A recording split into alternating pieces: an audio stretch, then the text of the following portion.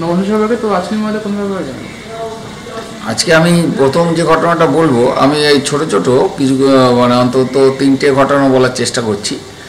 প্রথম ঘটনা হচ্ছে নৈহাটির বড় মায়ের এক অলৌকিক মানে মানে অলৌকিক এক আশীর্বাদ মানে সুমনের পরে পড়েছিল, মানে সেই কাহিনী আমি বলবো। মানে এটা আমার মানে ব্যাপার হচ্ছে, আমি নৈহাটির বড় মায়ের অনেক অলৌকিক লীলা মানুষের মুখে শুনেছি, আমার মক্কেলদের মুখে শুনেছি, কিন্তু সেটা একটা ঘটনা আমাকে মানে বিশেষ করে এই ঘটনাটা মানে মায়ের যে কৃপা যার পরে হয়, তার যে মানে কি বলবো, যে মানে পারব্ধ, নানা ধরনের কুপারব্ধের হাত থেকে এই মায়ের কৃপায় যে মানুষ মুক্তি পায় এবং একটা আলোর পথে চলতে পারে, তারই একটা কাহিনী বলবো। এই সুমনের ব্যাপারটা বলছিলাম। সুমনের যে ব্যাপারটা হয়েছিল, ও একটা বেসরকারি জায়গায় চাকরি করে। তা হঠাৎ করে, ওর বয়স বেশি না, 28-30 বছরের মধ্যে, 28, হ্যাঁ যতটা মনে পড়ছে সুমনের 28 থেকে 30 বছর বয়সের মতন হবে। ও একটা বেসরকারি জায়গায় চাকরি করে। তা যথারীতি চাকরি জীবন চলছিল ওর, মানে 25 বছর বয়স থেকে, মানে 3 বছর চাকরি হয়েও গেছে ওখানে। ও কাজ করতে করতে যেটা হয়ে থাকে বেসরকারি ফার্মে, যে কোনো অভিজ্ঞতা অর্জন করে ও আরেকটু ভালো কোম্পানি পেয়েছে এবং সেখানে ও এখানে আরেকটু মাইনেটাও বেড়েছে। তাই যাক, ভালোই চাকরি টাকরি করছে এবং ভালো উন্নতির দিকে আস্তে আস্তে করে ও সুমন এগিয়ে যাচ্ছে। হঠাৎ করে ও যা মানে ওর মানে কাছ থেকে আমি যা জানতে পেরেছিলাম, হঠাৎ করে ও দেখছে ওর চোখে কোনো সমস্যা ছিল না, হঠাৎ করে দেখছে চোখে মানে আবছা দেখছে, মানে এবং চোখের দৃষ্টি। তা ও প্রথম ভেবেছিল যে অনেক সময় এই মানে কম্পিউটারে কাজ করতে হয় বা প্রচুর মোবাইল ঘাটা হয়, তাতেও চোখের পর এফেক্ট পড়ে, সেই সমস্ত কারণের জন্যে হয়তো হতে পারে। সেটা হতেই পারে, অতিরিক্ত যদি মোবাইল ব্যবহার করা হয় এবং ঘন্টার পর ঘন্টা যদি এটা ব্যবহার হয় এবং এর একটা যে সাইড এফেক্ট, সেটা আমাদের চোখের পরে, নার্ভের পরে পড়ে, সেটা তো যারা এই নিয়ে গবেষণা করে তারা ওনাদের মুখ দিয়েই জানা। এছাড়াও যদি কম্পিউটারে কাজ করতে হয়, তাতে তারও একটা ঘন্টার পর ঘন্টা কাজ করতে হয়, তাতে সাইড এফেক্ট শরীর মনের পড়ে এবং চোখের পরে বিশেষ করে পড়ে। তাই যাই হোক, ও ভেবেছিল যে ওখানে আমার এই কারণে হয়তো হচ্ছে। ও চোখের জলে ঝাপটা দিয়ে তারপরে একটুখানি রেস্ট নিয়ে একটুখানি কম ব্যবহার করে মোবাইল বা কম্পিউটার, ও ভেবেছে 2-1 দিনের মধ্যে ঠিক হয়ে যাবে, যেটা হয়ে যায় সাধারণত। কিন্তু দেখা গেল যে ওর এটা হলো না। আস্তে আস্তে দেখা যাচ্ছে যে চোখের দৃষ্টি আস্তে আস্তে ক্ষীণই হচ্ছে। তখন ন্যাচারালি ও কী করলো, লোকাল চোখের ডাক্তার কাছে ও দেখাতে গেল এবং সেখানে ডাক্তারবাবু দেখে ওনাকে বললো যে চোখের কিছু কিছু নার্ভের কিছু সমস্যা হয়েছে, যার জন্য চোখের এই সমস্যা, এবং উনি কিছু ওষুধপত্র দিলেন। যাই হোক, তাতে বিশেষ ফললাভ হলো না। তারপরে ও আমাদের এখানে খুব নামকরা দুটো হসপিটাল, চোখেরই হসপিটাল, ওই কলকাতায় দেখানো হলো। কিন্তু সেখানেও বললো যে এই কারণের জন্য কিছু চোখের অতিরিক্ত চোখের পরে ট্রেস পড়ে, মানে চোখের কিছু এমন মানে কিছু নার্ভের সমস্যা হয়েছে, যেগুলো মানে অপারেশনের প্রয়োজন আছে এবং অপারেশন করলেও মানে চোখ ভালো হবে কি না এর কোনো মানে তারা কোনো প্রতিশ্রুতি দিতে পারছে না। তা যাক, এই অবস্থায়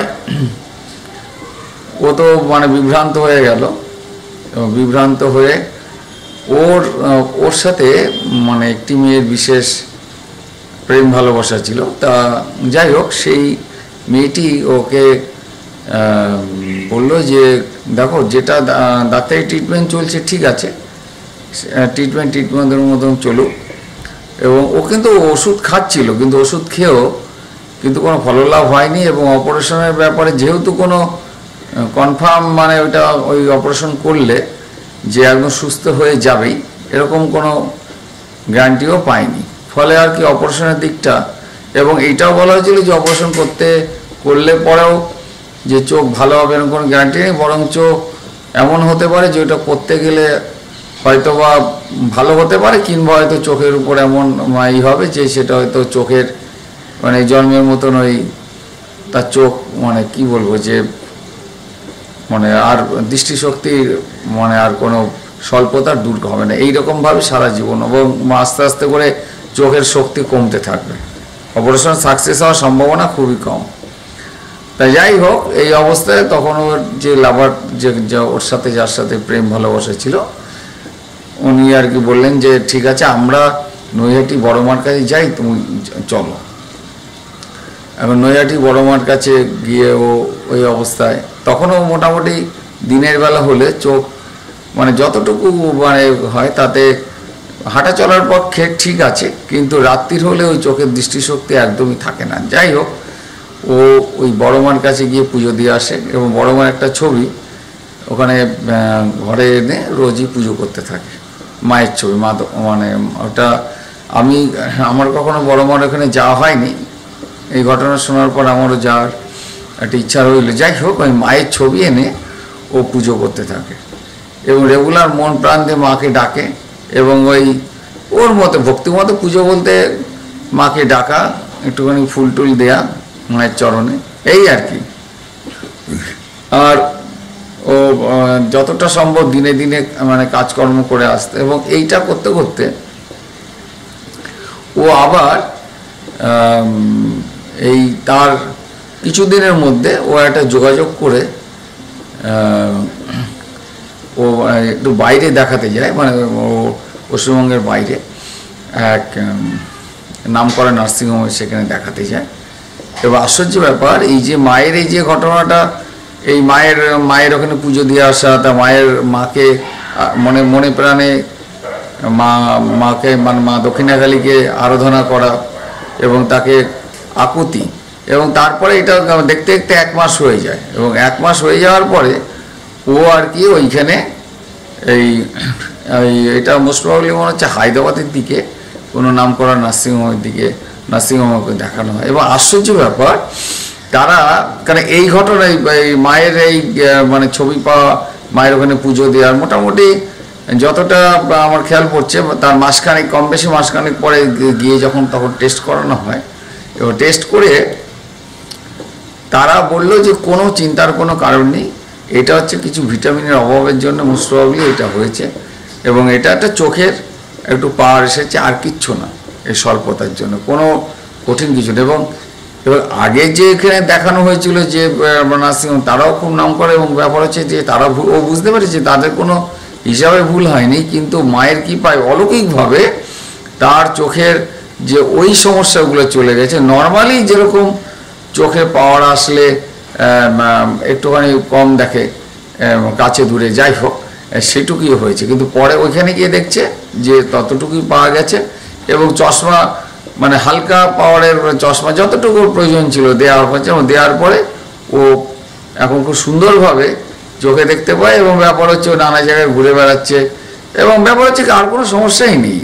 এবং একটা আশ্চর্য ব্যাপার, ও নিজেও বুঝতে পেরেছে দুটো খুব নামকরা চোখের ডাক্তার এবং নার্সিংহোম তারা যে সমস্যার কথা বলেছিল সেটা ওই মুহূর্তে ওর বিশ্বাস যে ওই মুহূর্তে সত্যি ওই কঠিনতম সমস্যা হয়েছিল, কিন্তু মায়ের আশীর্বাদে সেটা সেই প্রারব্ধ হিসাবে যে ভয়ঙ্কর সমস্যা হয়েছিল সেটা জাস্ট মিনিমাইজ হয়ে একদম জাস্ট একটা নমিনাল যে চোখের পাওয়ারের আপ ডাউন হালকা একটু পাওয়ার হয়েছে কাছে দূরে, সেটা ওখানে গিয়ে দেখা যাচ্ছে যে ওখানে ধরা পড়লে, এবং সে এই 3-4 মাস যাবৎ খুবই ভালো আছে, এবং চোখের কোনো সমস্যা নেই, এবং সে অ্যাজ ইট ইজ সমস্ত কিছু মোবাইল বা কম্পিউটার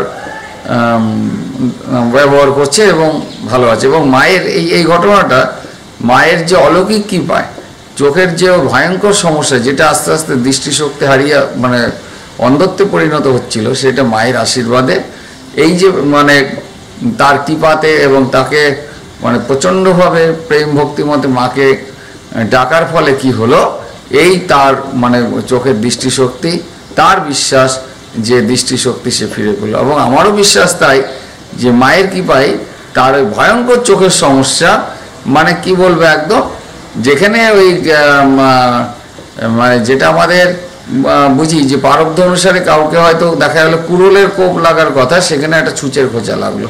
এটাও তাই হয়েছে, প্রারব্ধটা কুড়োলের মানে যেখানে আঘাত লাগার কথা সেখানে একটা ছুঁচের খোঁচার মতো সামান্য একটুর উপর দিয়ে সে প্রারব্ধ মানে প্রারব্ধ আর কি নাশ হলো।